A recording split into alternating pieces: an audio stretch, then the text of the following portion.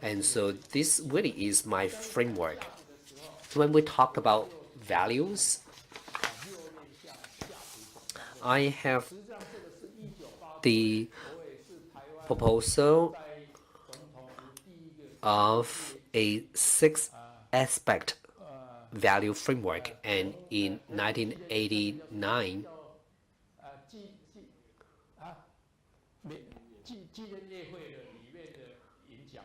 I was one of the speakers. I proposed the idea of transforming Taiwan into a technology island. But I adjusted. I now want to promote Taiwan as an island of civilization. And so we have these six aspects: tangible, intangible, direct, indirect, now, and future. Now, on the left, everything is explicit, and yet the implicit values have been ignored. As leaders, you are not just an ordinary person. You need to understand the importance of implicit values. So you need to look at value in an aggregate manner. You can't just focus on the left only. We talk about KPI. What is KPI? Is quantitative, is very explicit. As a leader, now capitalism, democracy are both systems, and if each system has a blind spot, and if you are stuck in the blind spot, there's not going to be any breakthrough.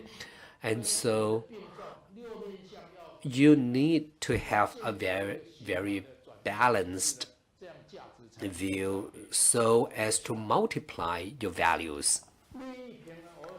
So we need to balance the interest. Values can only be created jointly. When I was a chairman of the National Culture Foundation, I criticized that people in the literature, they are just looking quite inwardly.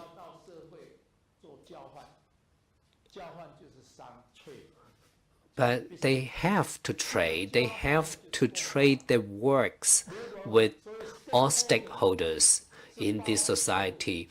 Now, clients or customers are also stakeholders, and users are also stakeholders, and they account for 70% of the importance. So everything that we do, you need to be user-centric. You need to be customer-centric. Only by doing so can you create values. And of course, if you want to create values in the enterprise, in the business, you have employees, you have suppliers. These are all your stakeholders in it. And balance is very important. There is no absolute balance. Balance is dynamic and is relative, because all stakeholders adjust how they contribute to the creation of values.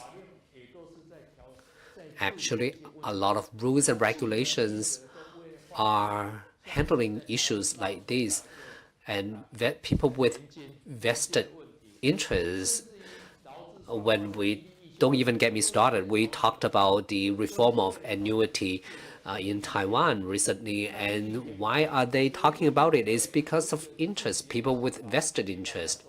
And so I have this proposal. It's almost impossible for you to adjust explicit values.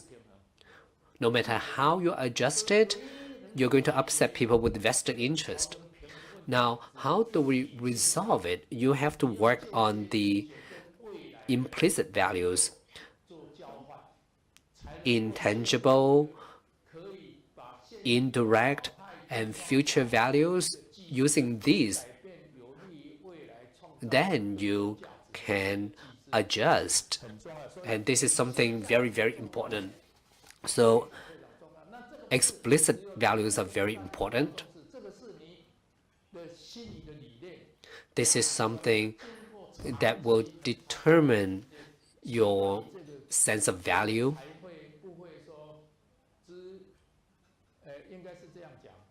Or should I put it this way? What you're thinking is one thing. What you say may be a different things if you happen to be politicians, because their promises don't always materialize, but whatever you put in action is always consistent with what you think. And so you need to have a very strong and clear basic belief so that you can have proper behaviors.